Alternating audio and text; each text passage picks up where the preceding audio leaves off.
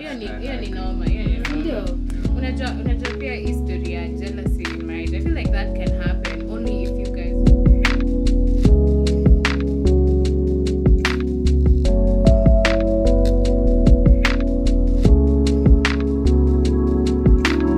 Welcome back. Yes. So I was saying that I feel like jealousy.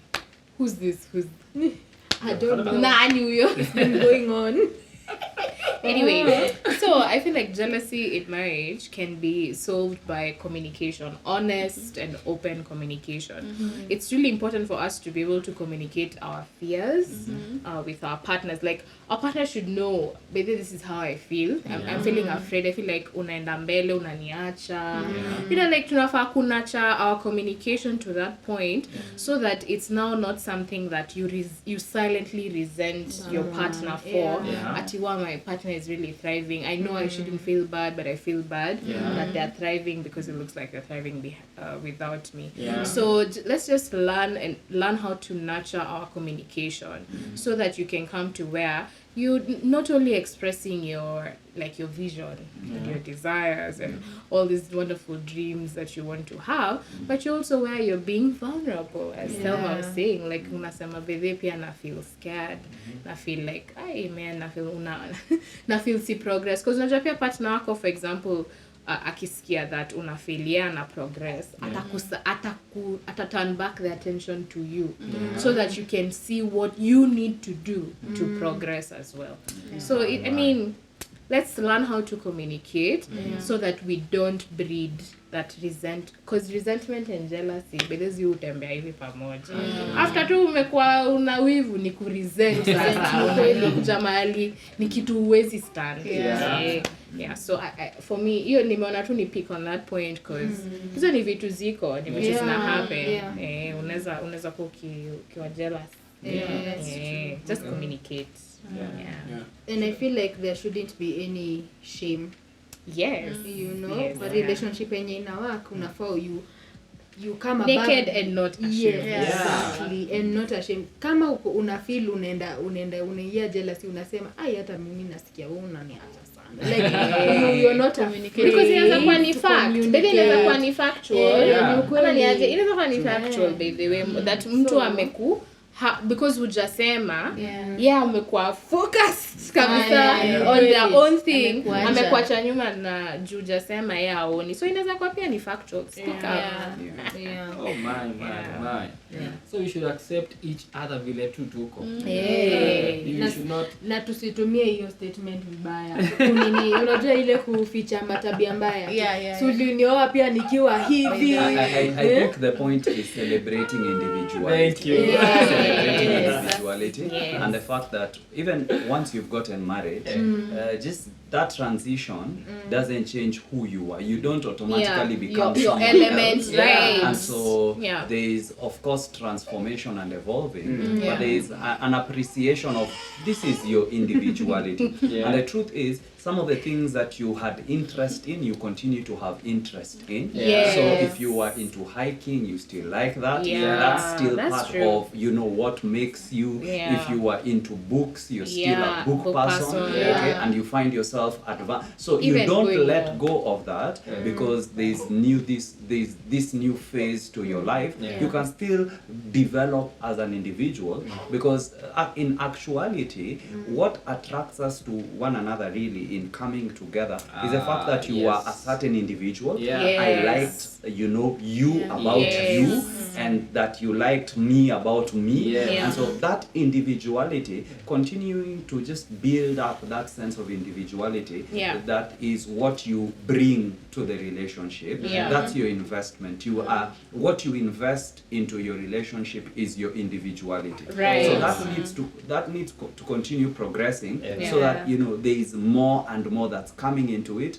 That's a product of this is me growing, and me growing means me adding to the relationship as well. And of course celebrating the other person, allowing them to continue in what probably you were attracted to initially.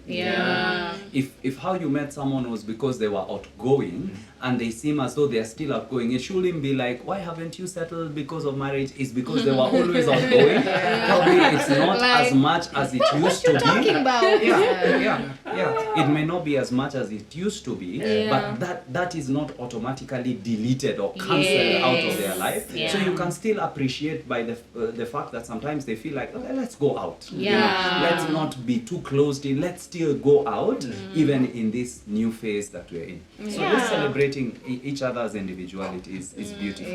You know, something I see mostly as a snare. People actually think, ama mtu atasema, I like this guy, but this and this and this. And then you think at the back of your mind, you're like, when we are married, at a change. I'm like, this is a snare. This is a trap. You get at a change. It's a trap. It's a trap. At a change, you either accept a person. Probably even how to approach that is to see that probably you're not honest with yourself. It's not the other person's issue. Are you being honest with yourself? Are you being honest with yourself? Anakuwa true. Anakuonyesha tu vile tu yuko. Unajua pia kuna like the flip side in Christian circles, you guys, where you're like marrying someone's future. Not that you're marrying someone's present. Like okay, there's where you might like want someone to change their bad to habits. You think that settling down, maybe having a baby is gonna make them settle down. Lakini pia kuna hiyo flip side ingine, hii side ya church ya mi nao wakenye naona potential. That's what I mind. No, we should be content with the person as is, such that if the potential is converted to kinetic, or if it continues to remain as potential for another 30, 40, 50 years, you're still okay. You should not marry somebody's future either. You're not expecting something else. Kinetic. Isipokuwa kinetic, isipokuwa flow. You should be where you are like happy with that person. And you know, there's such a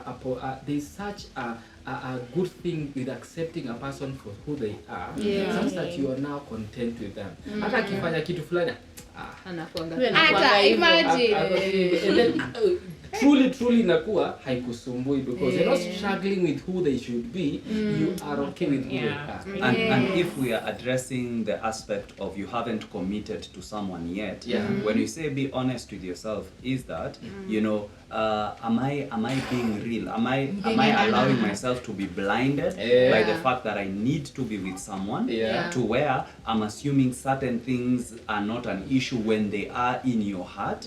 So being honest with yourself allows you to, you know, properly assess. Okay, I'm thinking, or I'm insisting, or I'm wishing this person should change or will change. Is that the same for me? Is that the same for me? Okay, and so on. But the point is, just be honest with yourself, and in your assessment of others, be honest to where, okay, maybe this is not for me, so that again you're not going into things that you have to again regret or wish you hadn't, and so on. Oh my. And I also think even also marrying someone based on you understand both sides of the coin. Like you understand their good and their bad, their ugly side, their evil side, and their angelic side, and accepting that as a person, so that when you get into that, you don't try to change them, but you also you are trying to compliment or trying to show to make them feel comfortable for maybe that evil side that people maybe look at and say, maybe you become a covering for that person. A good example is like, for example, most Christians, of course, they don't believe. There are some Christians that believe that maybe if you smoke, you go to hell. So that could be an ugly side for you as a person. You're looking at this guy or a lady, she's a smoker or he's a smoker, and then you're saying, can I live with this? So that could be an ugly side for you. But for another person, maybe a different lady or a different guy, they don't have an issue with a guy who smokes. It is a neutral thing for them. So, and those things vary depending on people there are people who are struggling with different things. Yeah. There are guys who are struggling with maybe masturbation and whatever and all those things. Some of those things are not permanent. Some of those things are probably they have expressed that I want to change this and all those things. And as long as they have indicated that in their lives, then I think that's it's a good place to start, and it's like a green light that this person has presented themselves to me, other than marrying someone alafu anakusurprise anakwambia by the way hizi madini zote ziko hapa, maweed ziko hapa hivi, hizi ni zangu na heri umari mtu while unajua umse anatumiaga hizi stuff alafu uza weed. Kwanza ndio dealer. Simekuwa nikupeleka out na hiyo. But unaona value systems ni like really important. Because unaona hizo zenye unasema, but they could also be a struggle for like a Christian. But it's I feel like it's very important for you to be honest about who you are, so that whoever is coming on board knows exactly what it is they're signing up for. Because again, value systems, but the way you think they are not relevant, but they are so important. A lot. Because now those are things you'll come and cross and knock butt heads over like later on. So it's good to, at the same time, I respect people who will be like, this is who I am, this is where I'm at, and then the other person is like, I hear you and I wish you the best, but that's not for me. You get like, I mean, I also respect that, because unajua kenye unatafuta na kenye unataka na unajua pia kenye unawezana nayo.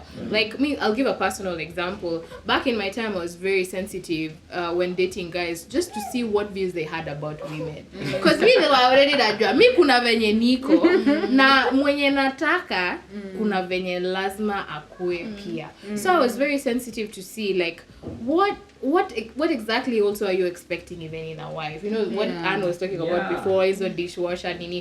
Because it's not that I'm not gonna be a good wife. It's just that the attitude, the way in which you draw that persona out of me really matters. I don't want to be like, I don't want to do those things and be really grumpy. You know, I like, these guys know I sing for my food because of this guy. Like, that's the kind of person I wanted to be. You know, like, you're drawing it out of me despite the fact that I'm a strong persona. So these guys that I met and I was like, yeah, you're a nice guy, but you're just not the one for me. And there's nothing wrong with you, by the way. It's just that preference, you're for someone else. So I agree. I mean, struggles, struggles should also be on the table. You know, that begs the question, is there a one for someone? I know someone is asking themselves the same question. Is there a one for someone? The one. Yeah, as in the someone one. Is there the right? like Neo the one. Yeah, like is there a right? The beauty of marriage. Is there the right? The right one, the only one. The chosen one. Yes, that chosen one. Chosen one. Kama chicks sasa ndio wanasema. Like you get what I'm saying? Yes. Kuna mtu mmoja na huyo ndio wako. That's the question. That's the $1 million question. Yeah. I mean, mi niko na answer. Hiyo ndio swali. Acha tuone kama hiyo answer itafit. But me naona normally people, before you get married, the answer to that question is no, that there's no the one. Because people don't want to say yes, and then you lose hope because you feel like your one was taken. There's one who went, but then I think when you cross over to marriage, you realize that by the way there was the one, because this person just turns out to be perfect for you. You know, like, but then I also acknowledge that part of that may come from the fact that you guys have time to grow together. So there's a lot of gelling, like your process of becoming one is beyond physical. Like with time you guys are truly becoming one in every way. So it can seem like this person is perfect for you, but you know, say that you got married, and even before me I used to think that that was the one, and me I feel like I got the one. That's Stefan. Not forcing it on our audience. Yes. Me, I'd say there's there is that person you're meant to be with because they complement you. Because I've heard also of scenarios where someone got married to their one and their one died. So does it mean they should, that there's no other, that they should not move on? Yeah. So for me, I think there's that person that you're meant to be with, and they can be several depending on your personal circumstance, but and the choices you make. And the choices you make. But generally, there's that one person where that God has intertwined, that your hearts have intertwined to be together, and you make each other better. You complement each other.